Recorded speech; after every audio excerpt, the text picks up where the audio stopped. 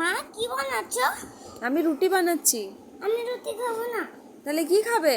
উত্তপম। আচ্ছা, উত্তপম বানিয়ে দিচ্ছি তাহলে। আজকে ছেলের আবদারে উত্তপম বানাবো। চাল আর ডাল আমার আগের থেকেই পিষা থাকে। আমি 300 গ্রাম চালের সাথে 100 গ্রাম বিরির ডাল নিই।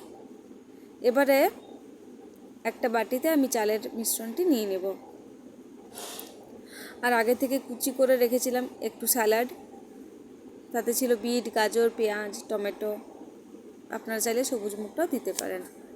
এরপরে ওই চাল ডালের মিশ্রণটিতে আমি বিট আর গাজরটি দিয়ে দেব।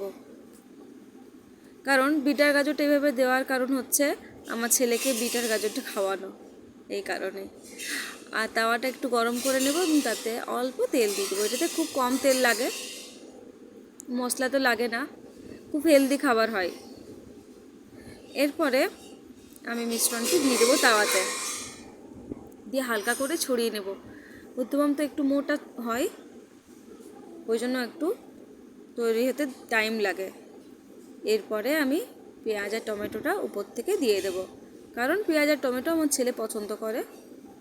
আপনারা চাইলে ওই বিট গাজরের সাথে দিয়ে দিতে পারেন। এরপরে আমি